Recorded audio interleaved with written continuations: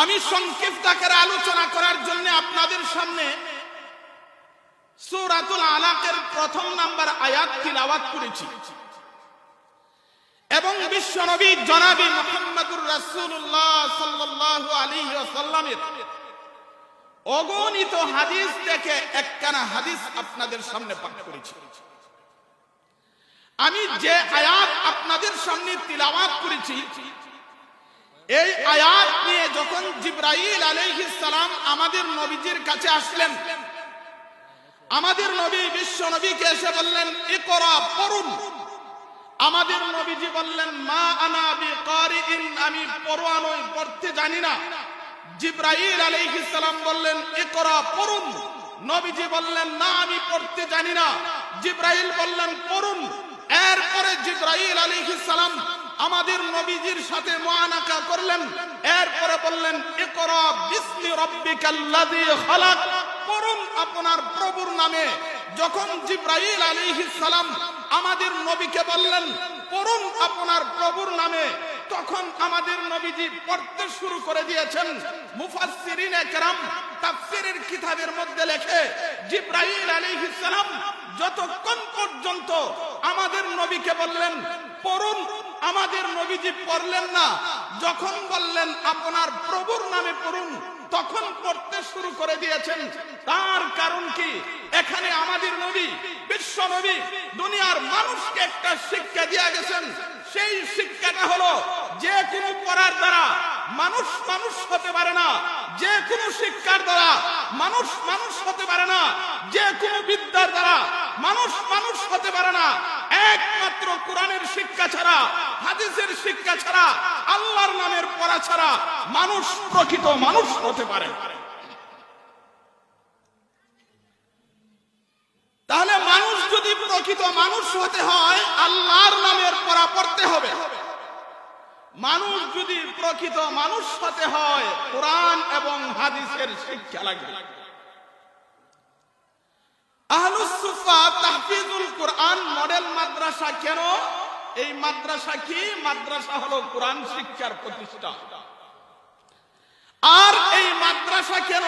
এই মাদ্রাসা হলো আদম সন্তানকে মানুষ বানানোর জন্য। এই সকল প্রতিষ্ঠানে মানুষকে প্রকৃত মানুষ বানায়। মানুষ হলো দুই প্রকার। এক প্রকারের মানুষ হলো সুরতে মানুষ, আরেক প্রকার মানুষ হলো গুণে মানুষ। এই সকল প্রতিষ্ঠানে শুধু সুরতে মানুষ বানায় না, গুণে মানুষ বানায়।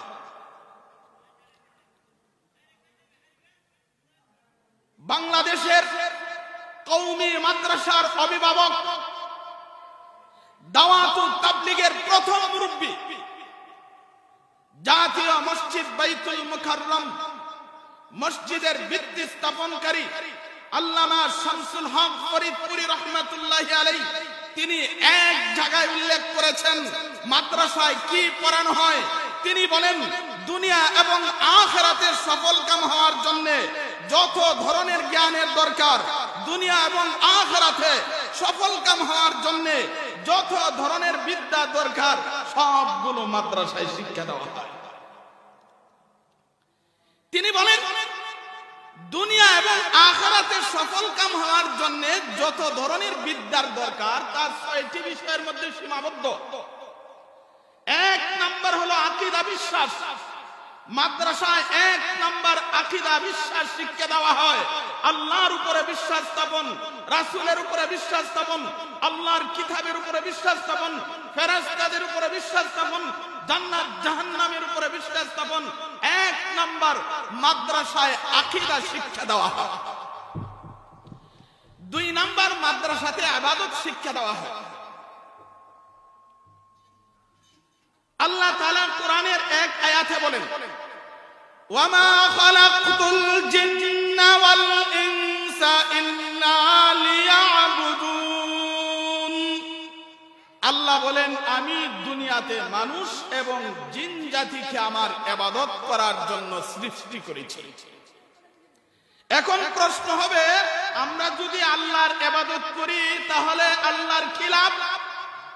মুফাসসিরিনে কেরাম তাফসীরের কিতাবের মধ্যে উল্লেখ করেন, আল্লাহ আমাদেরকে আল্লাহর ইবাদত করার জন্য সৃষ্টি করেছেন, কিন্তু ইবাদত করলে আল্লাহর কোনো লাভ নাই, ইবাদত না করলে আল্লাহর কোনো ক্ষতি নাই। সারা দুনিয়ার মানুষ ইবাদত করলে আল্লাহর কোনো লাভ হবে না, সারা দুনিয়ার মানুষ ইবাদত না করলে আল্লাহর কোনো ক্ষতি হবে না। আল্লাহ আমাদেরকে আল্লাহর ইবাদত করার জন্য সৃষ্টি করেছেন, আল্লাহর কোনো লাভ নাই, আল্লাহর কোনো ক্ষতি নাই, লাভও আমাদের, ক্ষতিও আমাদের। আমরা যদি আল্লাহর ইবাদত করি আমাদের জন্য রয়েছে জান্নাত, আর যদি ইবাদত না করি আমাদের জন্য রয়েছে জাহান্নাম।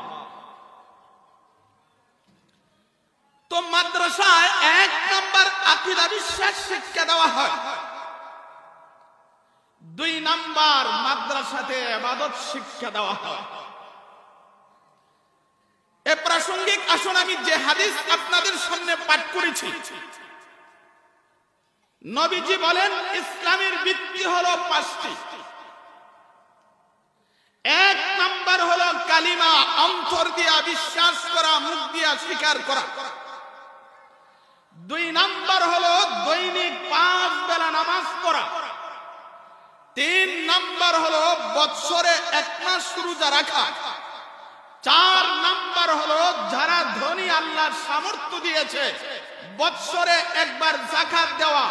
5 নাম্বার হলো যাদেরকে আল্লাহ সামর্থ্য দিয়েছেন জীবনে 1 বার হজ করা। এই 5টি ভিত্তিকে আমরা সংক্ষিপ্ত আকারে বলে থাকি কালিমা, নামাজ, রোজা, হজ, যাকাত। ইসলামের এই 5টা ভিত্তির প্রথমটা হলো বিশ্বাসের সাথে, আর বাকি 4টা শুধু বিশ্বাস করে বসে থাকলে হবে না। নামাজ শুধু বিশ্বাস করলে হবে না, নামাজ পড়তে হবে। রোজা শুধু বিশ্বাস করলে হবে না, রোজা রাখতে হবে। হজ শুধু বিশ্বাস করলে হবে না, হজ করতে হবে। যাকাত শুধু বিশ্বাস করলে হবে না, যাকাত দিতে হবে।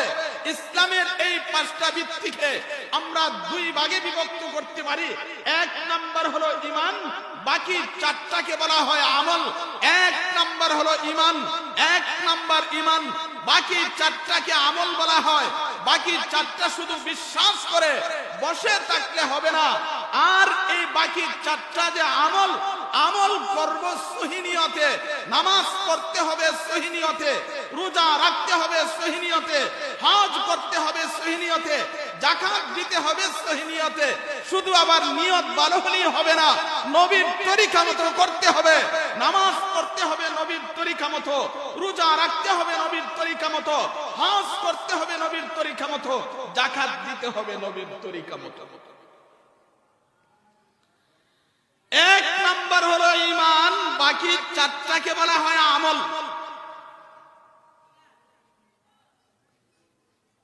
আমল ছাড়া ঈমান গুণে ধরা ঈমান। আমাদের সমাজে বহু মানুষ আছে শুধু কালেমা পড়ছে, ঈমান আনছে, কিন্তু নামাজ পড়ে না, রোজা রাখে না, হজ করে না, যাকাত দেয় না। এমন মানুষ ব্রাহ্মণবাড়িয়াতে নাই, আমাদের সিলেটে আছে। আমল ছাড়া ঈমান গুণে ধরা ঈমান। একটা উদাহরণ দিলে বুঝবেন।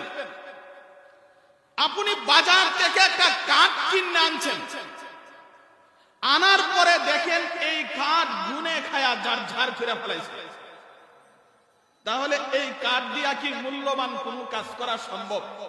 সম্ভব না। এই কাঠের জায়গা হলো ঘরের চুলা, আগুনে।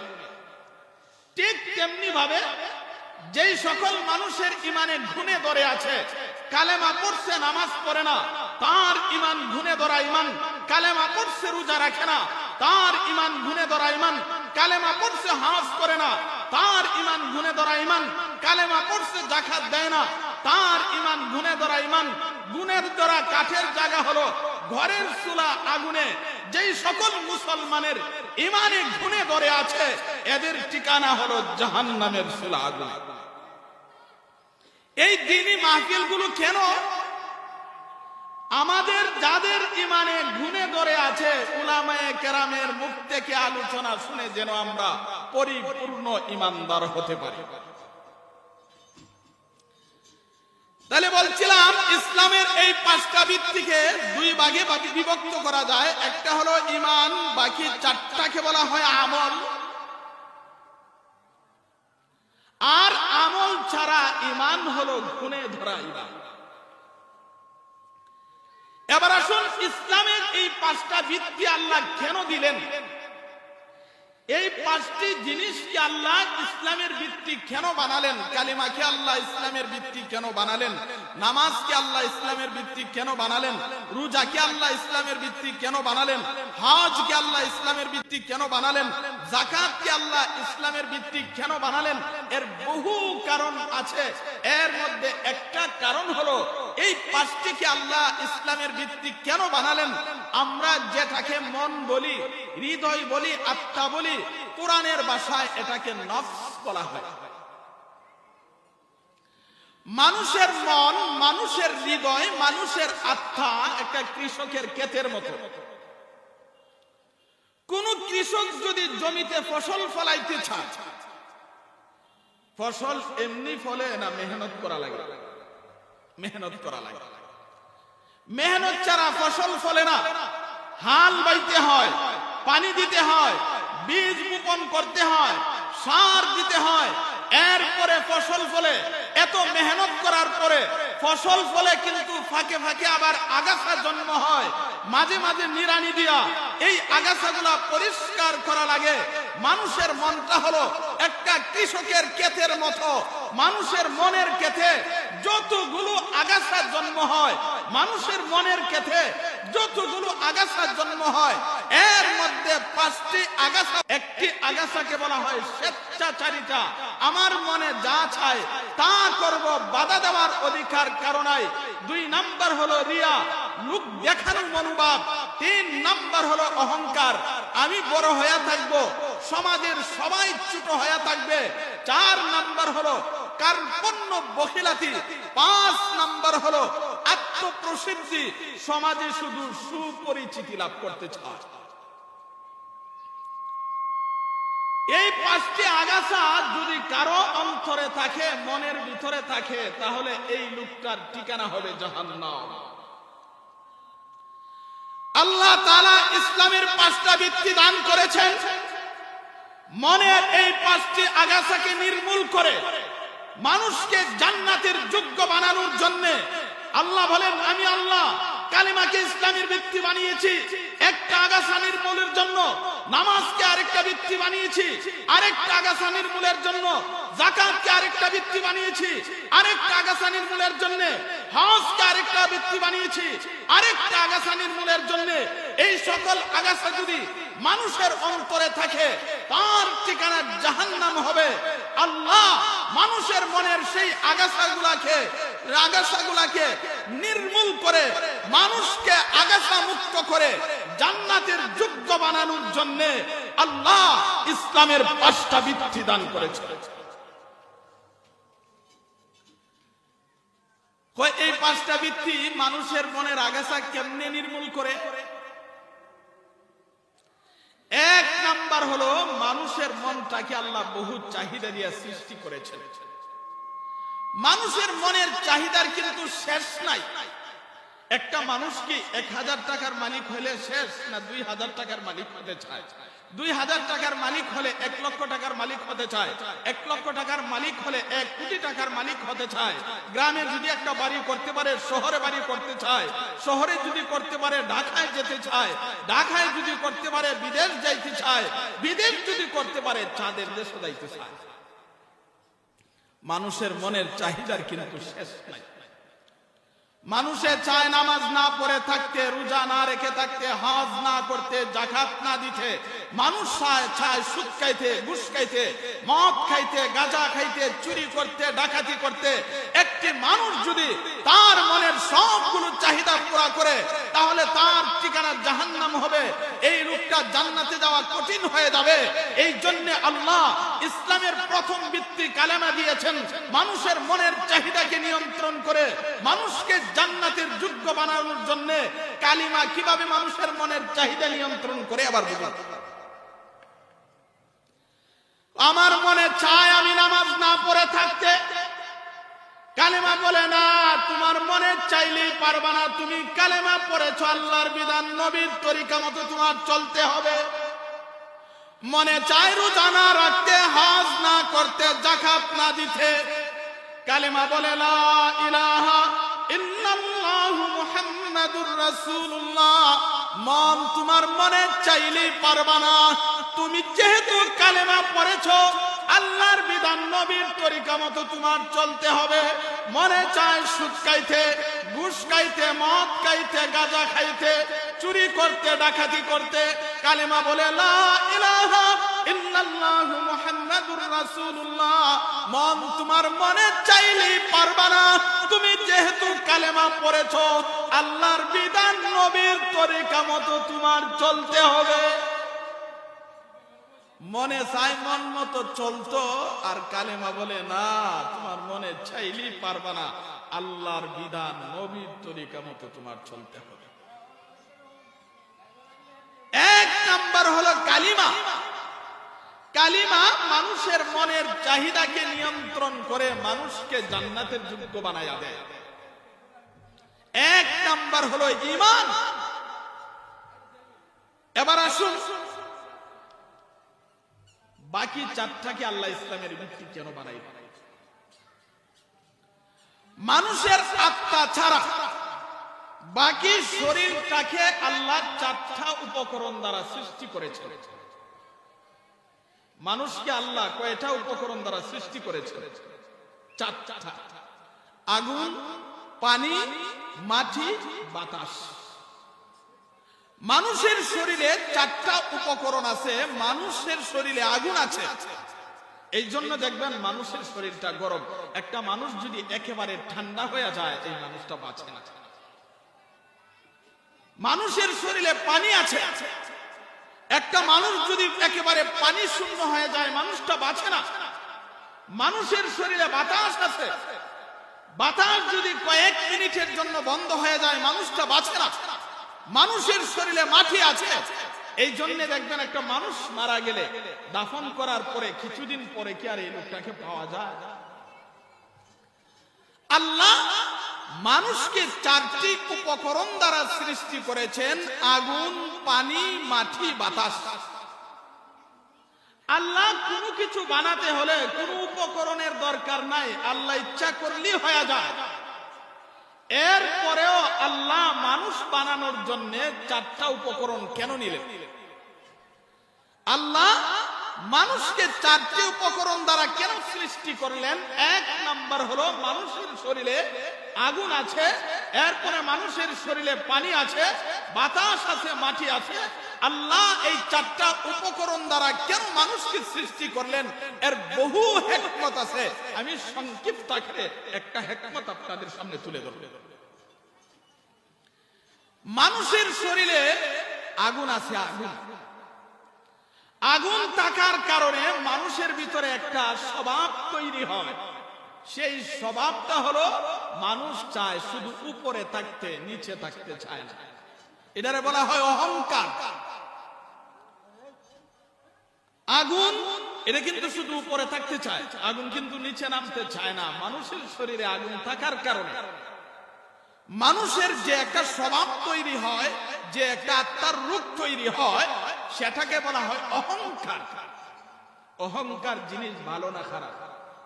আল্লাহর নবী হাদিসে বলেন, যার ভিতরে সরিষা পরিমাণ অহংকার থাকবে অবশ্যই তার জাহান্নামের আগুনে জ্বলতে হবে। আমাদের শরীরে সরিষা পরিমাণ অহংকার না বিশাল আকারের অহংকার? এই অহংকার রূপকে নিয়ন্ত্রণ করে মানুষকে জান্নাতের যোগ্য বানানোর জন্য আল্লাহ 2 নাম্বার ভিত্তি নামাজ দিয়েছে। নামাজ আবার কেমনে মানুষের অহংকার নিয়ন্ত্রণ করে? অহংকার মানে আমি বড়, আমি বড়। কিন্তু নামাজে কেবলামুখী হয়ে দাঁড়ায় প্রমাণ করি, মন আমি বড় না, সবচাইতে বড় হলো আমার আল্লাহ। আমি বলি আমি বড়, আমি বড়।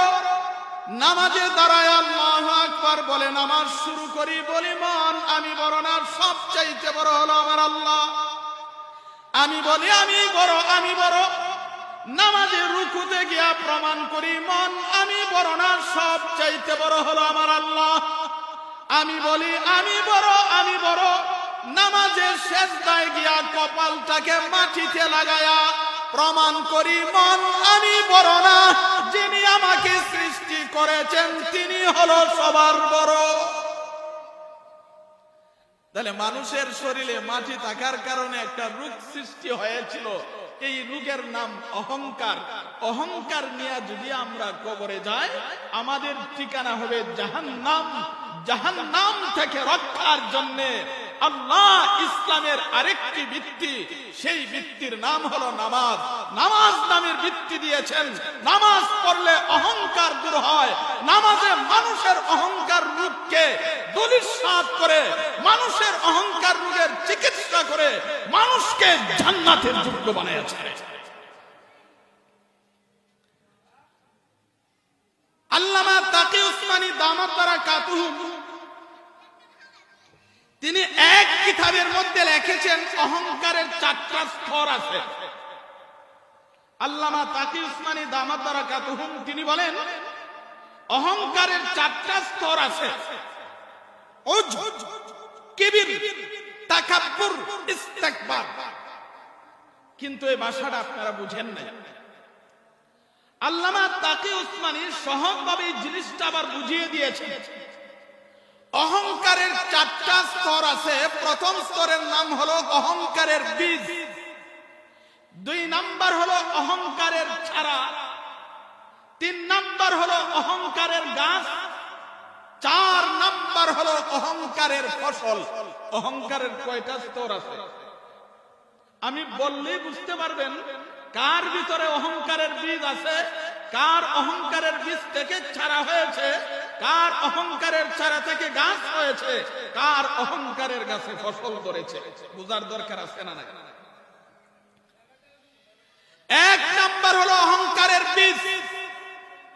যেই লোক মনে করে আমার গুণের জন্য আমি প্রশংসার যোগ্য, আমার ধনের জন্য আমি প্রশংসার যোগ্য, আমার জ্ঞানের জন্য আমি প্রশংসার যোগ্য, আমার বুদ্ধির জন্য আমি প্রশংসার যোগ্য, আমার সম্পদের জন্য আমি প্রশংসার যোগ্য, আমি প্রশংসার যোগ্য, আমি প্রশংসার যোগ্য। বুঝতে হবে তার ভিতরে অহংকারের বীজ আছে। তার ভিতরে কি আছে? অহংকারের বীজ থাকবে না কার ভিতরে? যে লোক মনে করবে আমার গুণের জন্য আমি প্রশংসার যোগ্য না, যিনি আমাকে গুণগুলি দান করেছেন তিনি হলো প্রশংসার যোগ্য। আমার টাকার জন্য আমি প্রশংসার যোগ্য না, যিনি আমাকে টাকা দান করেছেন তিনি প্রশংসার যোগ্য। আমার সুন্দরের জন্য আমি প্রশংসার যোগ্য না, যিনি আমাকে সুন্দর করে বানিয়েছেন তিনি প্রশংসার যোগ্য। আমার সম্পদের জন্য আমি প্রশংসার যোগ্য না, যিনি আমাকে সম্পদ দিয়েছেন তিনি হলো প্রশংসার যোগ্য। যে মনে করে আমি প্রশংসার যোগ্য, আমি প্রশংসার যোগ্য, বুঝতে হবে তার ভিতরে অহংকারের বীজ আছে। 2 নাম্বার হলো অহংকারের চারা। যে মুখ দিয়া প্রকাশ করে আমি বড়, আমি বড়, এমন লোক সমাজে নাই। আমি বড়, আমি ধনী, আমি ধনী, আমি এই, আমি সেই। বুঝতে হবে অহংকারের বীজ ছিল তার অন্তরে, এবার মুখ দিয়া চারা গজাইছে। 3 নাম্বার, সমাজে কিছু মানুষ আছে দেখবেন শুধু মুখ দিয়া প্রকাশই করে না, আরেকজনের সাথে তুলনা করে। একই বুঝে, আমি যা বুঝি, একই ধনী, আমি যে ধনী, এর কি জ্ঞান আছে, আমার যে জ্ঞান আছে, এর কি আছে, আমার যে আমার যা আছে, খালি আরেকজনের সাথে তুলনা করে। তখন বুঝতে হবে অহংকারের গাছ হইছে। অহংকারের কি হইছে? আবার দেখবেন সমাজের কিছু মানুষ খালি তুলনা করে না, যার সাথে তুলনা করে একে সমাজে ছোট বানায় রাখার জন্য, নিজে বড় হয়ে থাকার জন্য তার উপরে যত প্রকারের জুলুম অত্যাচার দরকার হয় সব ধরনের জুলুম অত্যাচার করে। তখন বুঝতে হবে অহংকারের গাছে ফসল ধরেছে। অহংকারের বীজ থাক, অহংকারের বীজে চারা হোক, গাছ হোক, ফসল ধরুক, যে কোনো প্রকারের অহংকার আপনার ভিতরে থাকুক না কেন, আপনার ঠিকানা জাহান্নাম হবে। অহংকার রোগের চিকিৎসা করে মানুষকে জান্নাতের যোগ্য বানানোর জন্য আল্লাহ ইসলামের দুই নাম্বার ভিত্তি নামাজ নামের ভিত্তি দান করেছেন। নামাজের মাধ্যমে অহংকার দূর হয়, নামাজের মাধ্যমে মানুষ জান্নাতের যোগ্য হয়। তাহলে নামাজ আল্লাহ কেন দান করেছেন? মানুষের এই অহংকার রুখে দূর করার জন্য। মানুষের শরীরে আরেকটা উপকরণ আছে, সেটা হলো পানি। আগুন কিন্তু উপরে উঠে, কিন্তু পানি কিন্তু উপরে উঠতে পারে না, এখানে নিচের দিকে নামে। পানি থাকার কারণে পানি থেকে মানুষের আরেকটা আত্মার রোগ হয়, স্বভাব হয়, সেটা হলো শক্তের বক্ত নরমের গরম। এই রোগের নাম কি? শক্তের বক্ত নরমের গরম। নরম পাইলে চাপা ধরে, শক্ত পাইলে বক্তি করে, আসে না নাই? এই স্বভাবটা কিন্তু মূলত মানুষের না, এই স্বভাবটা মানুষের নয়। দেখবেন একটা কুকুরের স্বভাব হলো, একটা কুকুর যদি আপনার বাড়ির সামনে দিয়া যায়, আর আপনার যদি একটা কুকুর থাকে, আপনার কুকুর তার উপরে গিয়া ধাওয়া করে। যদি গিয়া দেখে দুর্বল, এমনি দেখবেন লেজটা ভিতরের দিক দিয়ে দিয়া আস্তে করে চলে আসে। যদি শক্তিশালী দেখে, আর যদি দুর্বল পায় তার উপরে আক্রমণ করে। এবার যদি আপনার কুকুরকে জিজ্ঞাসা করেন, এই কুকুর তুই তার উপরে আক্রমণ করলে কেন? কুকুরের একটাই জবাব, সে আমার থেকে দুর্বল কেন। মানুষের শরীরে পানি থাকার কারণে একটা স্বভাব তৈরি হয়, শক্তের বক্ত নরমের গরম। এই স্বভাব নিয়ে যদি মানুষ কবরে যায়, তার ঠিকানা হবে জাহান্নাম।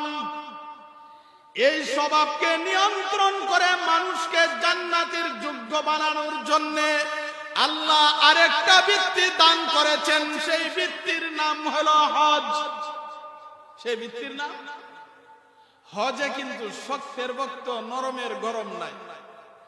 বাংলাদেশের মানুষ যেইভাবে লাব্বাইক আল্লাহুম্মা লাব্বাইক বলে, ভারতের মানুষও লাব্বাইক আল্লাহুম্মা লাব্বাইক বলে, পাকিস্তানের মানুষও বলে, সৌদি আরবের মানুষও বলে, বাংলাদেশের হাজিরা যেইভাবে সাদা কাপড় পরে পাকিস্তানের মানুষও পরে, আর সৌদি আরবের মানুষও পরে, সারা বিশ্বের সবাই একই অবস্থা, একই হালত, একই লেবাস, একই পোশাক।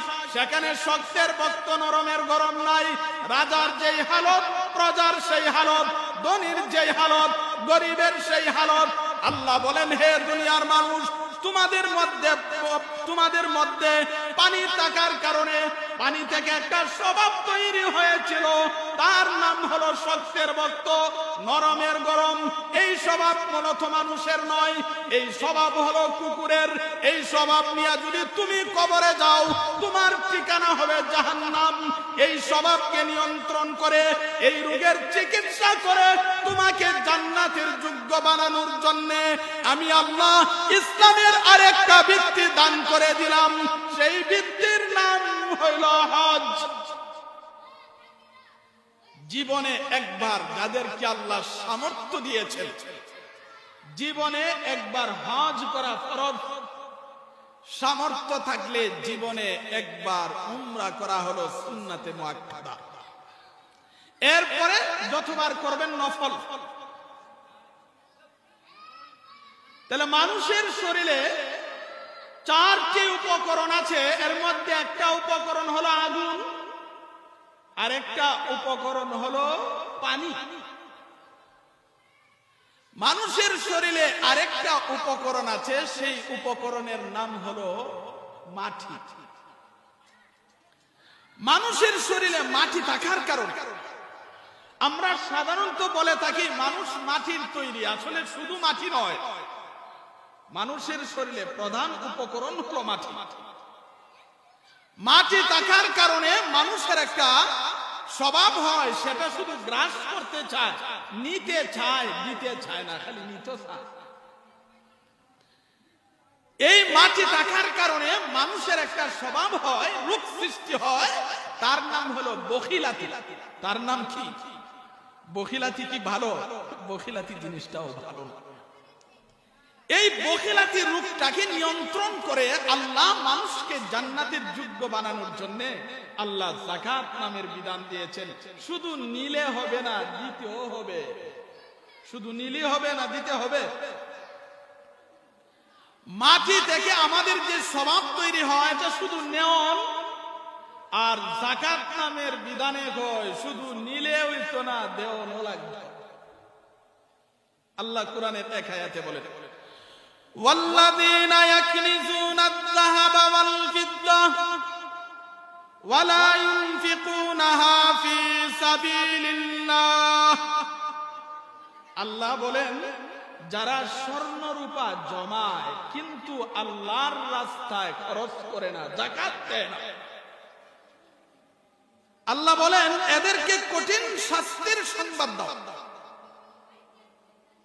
শাস্তিটা কি? আল্লাহ পরের আয়াতে বলেন, যাদের উপরে যাকাত ফরজ কিন্তু যাকাত আদায় করে না, এদের সম্পদকে আল্লাহ জাহান্নামের আগুনে ঝালায়া এরপরে তাদের কপালে লাগাইয়া দিবে, ডান পার্শ্বে, বাম পার্শ্বে, পিছনে লাগাইয়া দিবে। মুফাসসিরিনে কেরাম তাফসীরের কিতাবে লেখেন, তাদের কপালে লাগাবে কেন আর ডান পার্শ্বে, বাম পার্শ্বে, পিছনে লাগাবে কেন? ও দুনিয়াতে কোনো গরিব এতিম মিসকিন যখন তাদের কাছে যাইতো, গিয়া বলতো বাবা আমাকে 5টা টাকা দাও, সর্বপ্রথম তার কপালের চামড়াটা দমাই লিত। এরপরে যখন বলতো বাবা আমাকে 5টা টাকা দেন, তখন সে ডান দিকে অথবা বাম দিকে ঘুরে যাইত, দিত না। এরপরে যখন বলতো বাবা 5টা টাকা দাও, তখন তাকে পিছ দিয়া চলে যাইত। এই জন্য তার কপালে লাগাইয়া দিব, তার ডান পার্শ্বে, বাম পার্শ্বে, পিছনে লাগাইয়া, আর বলবে দেখ দুনিয়াতে সম্পদ জমানোর কি মজা। নবী করিম সাল্লাল্লাহু আলাইহি ওয়াসাল্লাম এক হাদিসের মধ্যে বলেন, আল্লাহ যাদেরকে সামর্থ্য দিয়েছেন, যাদের উপরে যাকাত ফরজ কিন্তু যাকাত আদায় করে না, এদের সম্পদকে আল্লাহ অজগর সাপে পরিণত করে এদের গলার মধ্যে লটকিয়ে দেওয়া হবে, আর সাপ তাদেরকে দংশন করতে থাকবে আর বলতে থাকবে, আমি কিন্তু সাপ নয়, আমি হইলাম তোমার স্বর্ণ, আমি কিন্তু সাপ নয়, আমি হইলাম তোমার রূপা, আমি কিন্তু সাপ নয়, আমি হইলাম তোমার টাকা, আমি কিন্তু সাপ নয়, আমি হইলাম তোমার ব্যবসার মাল, আমি কিন্তু সাপ নয়, আমি হইলাম তোমার ধন সম্পদ। এবার দেখ দুনিয়াতে ধন সম্পদ জমিয়েছিলে কিন্তু যাকাত আদায় করতে না, এবার কেমন মজা লাগে। আরেক হাদিসে নবী করিম সাল্লাল্লাহু আলাইহি ওয়াসাল্লাম বলেন, যে সকল মহিলারা যাকাত আদায় করে না, এদেরকে জাহান্নামের আগুনের অলংকার পরতে দেওয়া হবে। কি দেওয়া হবে? জাহান্নামের আগুনের অলংকার। আমাদের নবী বিশ্ব নবী জনাবি মুহাম্মদুর রাসূলুল্লাহ সাল্লাল্লাহু আলাইহি ওয়াসাল্লাম যখন মেরাজে গিয়েছিলেন, আল্লাহ আমাদের নবী বিশ্ব নবীকে আল্লাহ জাহান্নামের দৃশ্য দেখাইছে, জান্নাতের দৃশ্য দেখাইছে। আমাদের নবী বিশ্ব নবী জনাবি মুহাম্মদুর রাসূলুল্লাহ সাল্লাল্লাহু আলাইহি ওয়াসাল্লাম বলেন, জাহান্নামের মধ্যে যতগুলা দৃশ্য আমি দেখেছিলাম, একটা দৃশ্য ছিল আমি দেখেছিলাম কিছু নারী এবং পুরুষ পাহাড় থেকে লাকড়ি কেটে জমায়, পাহাড় থেকে লাকড়ি কেটে আটি বানছে কিন্তু মাথা উঠাইতে পারে না। এবার আপনাদের যুক্তি মতো কি বলে, আটি যদি মাথায় উঠাইতে না পারে তাহলে কমানোর দরকার না বাড়ানোর দরকার? আল্লাহর নবী বলেন, আমি দেখি এই সকল ব্যাকগল আটি থেকে লাকড়ি কমায় না, আরো লাকড়ি কেটে আটি বড় করতেছে। আমি জিবরাইল আলাইহিস সালামকে জিজ্ঞাসা করলাম, হে জিবরাইল, এরা কারা? পাহাড় থেকে লাকড়ি কেটে আটি বানছে, মাথায় উঠাইতে পারে না, কমানোর দরকার কিন্তু কমায় না, আরো বাড়ায়। জিবরাইল আলাইহিস সালাম বলল, গো নবী, তারা হলো দুনিয়ার ওই সমস্ত মানুষ যাদেরকে আল্লাহ দুনিয়াতে যথেষ্ট পরিমাণ সম্পদ দিয়েছিল, এরপর ওই সম্পদ পেয়ে তুষ্ট হয় নাই, এই সম্পদের যাকাত আদায় করে নাই, খালি আরো সম্পদ দরকার, আরো দরকার, আরো দরকার। এমন লোক দুনিয়াতে নাই।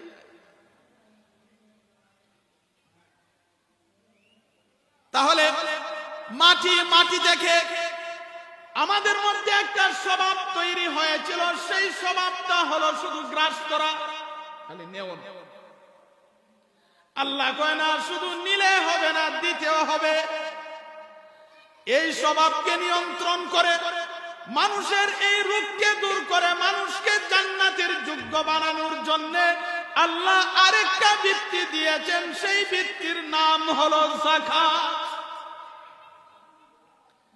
মানুষের শরীরে বাতাস আছে, বাতাস। মানুষের শরীরে কি আছে বলুন? বাতাস। বাতাস থাকার কারণে মানুষের একটা স্বভাব তৈরি হয়, এটা হলো